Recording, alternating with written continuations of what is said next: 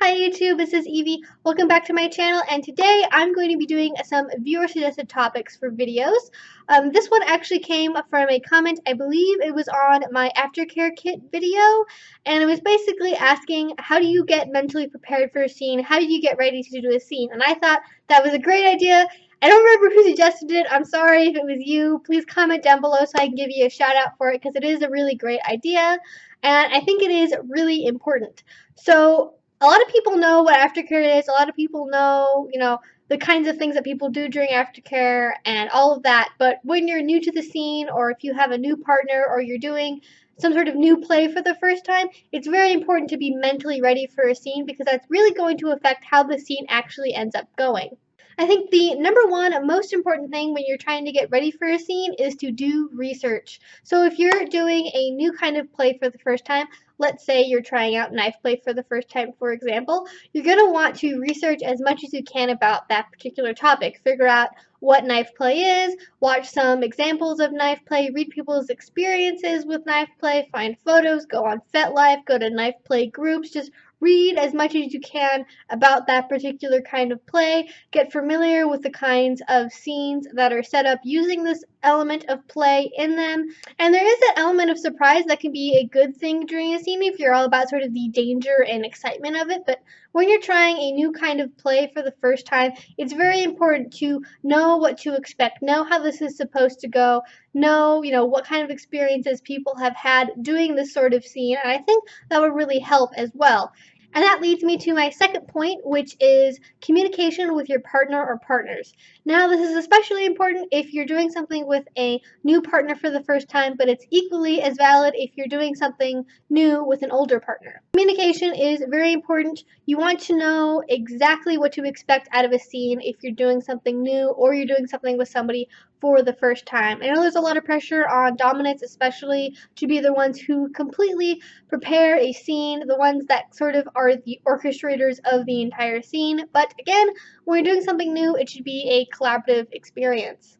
Especially if you're doing something that's related to impact play. If something happens, like let's say you get caned, you're not expecting it because you never talked about caning before, that can cause your body to tense up, and it can actually cause more damage than what is supposed to happen normally over the course of an impact scene. And it's also important because it lets you know where the expectations lie. If you're trying on something new and in your mind you really just want it to be a very minor element of the scene, like let's say you want to try knife play and you want to use it as a part of doing a bondage scene, and let's say the only part that you are envisioning having this knife play come in is at the very beginning, and then just have it be an introduction to knife play and then never use it again during the scene, and your partner thinks that you want to do knife play for like the entire course of the entire scene, that's going to be miscommunication. That's going to cause some problems, and that's why communication beforehand is so important. And that leads me to my third point, which is setting up boundaries and limits. When you are talking about doing a scene, it is very important that you know and your partner knows exactly how much you're comfortable with. If you're with a new partner, make sure you talk about consent.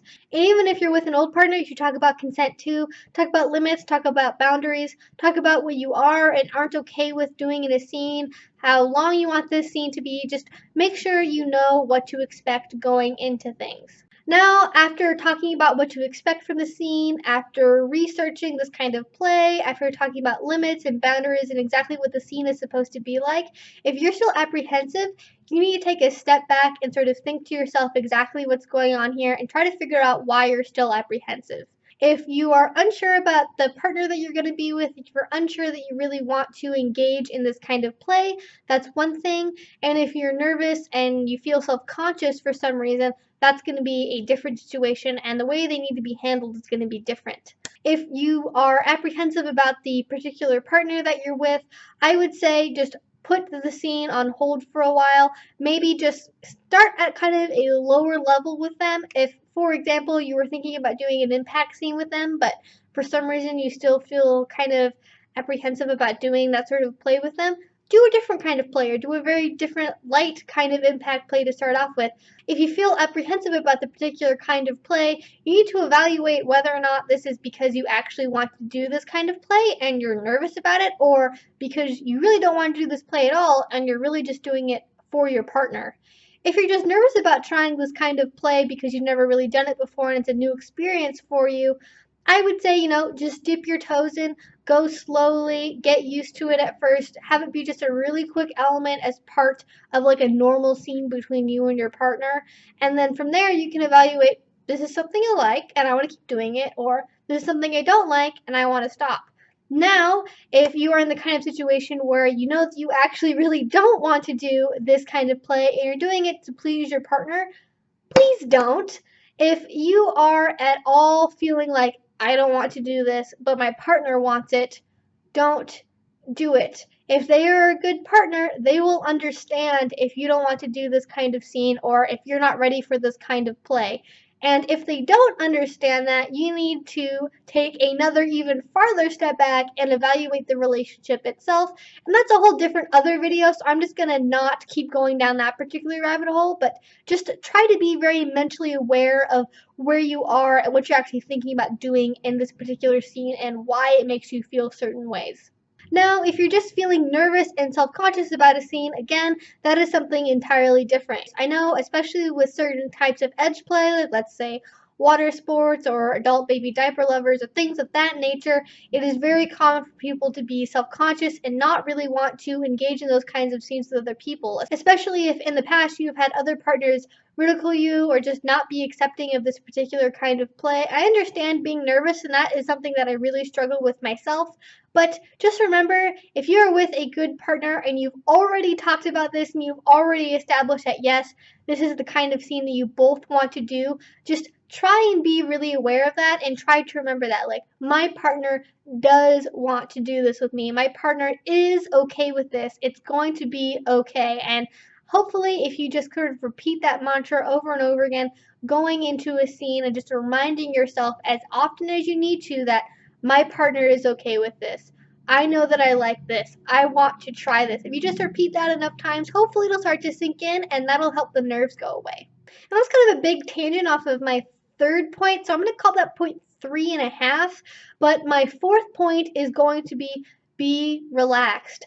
I know for me personally, for example, I am not really a pain person. I'm not really an impact play kind of person, but my partner and partners that I've had in the past are really into impact play and they're pretty sadistic. So for me, if I'm going to be doing an impact scene, I need to be very mentally prepared for that. And the way that I handle it is by being relaxed. If I am at all anxious, if I'm nervous, that really comes out during a scene and it impacts how much I'm able to actually take during the scene and how much I'm able to actually enjoy it. Now, actually dealing with pain during a scene and having like pain tolerance levels change, like that's a whole other topic. It's a whole other video, which I'm going to save for a different time. But really, any kind of scene, even if it's not impact play, relaxation is very, very important. Now, there are a couple of methods you can use to actually get relaxed, and it's really up to your personal preference. You could meditate if you like meditating. I would do either meditation on a particular mantra that relates to the scene itself, or you can just have a very blank mind kind of meditation where you don't really think about anything at all and you're trying to rid your body of any negative thoughts. Personally, I find this one to be more helpful than the first kind of meditation. You could also just do things that you find relaxing. So let's say you find aromatherapy to be really relaxing and you love aromatherapy. Do some aromatherapy. Maybe do something kind of sensual with your partner beforehand. Like, let's say you give each other massages. Maybe you'd like take a hot shower. Do whatever you need to be relaxed. And that's really all I do to get ready for a scene. I do my research about the kind of play we'll be doing. I communicate with my partner. I set up limits and boundaries, and I just try to be relaxed. And that's really all you can do to get prepared for a scene that I know of. If you have something else that you do to help yourself get mentally prepared for a scene, please leave that down below. I would love to hear your thoughts. If you have any video suggestions for me, please leave those down below as well. If you found this video helpful, please give it a like or a thumbs up, and subscribe if you want to see more. I make videos twice a week, and until I see you next time, I hope you have a great rest of your day and a great rest of your week. Bye-bye.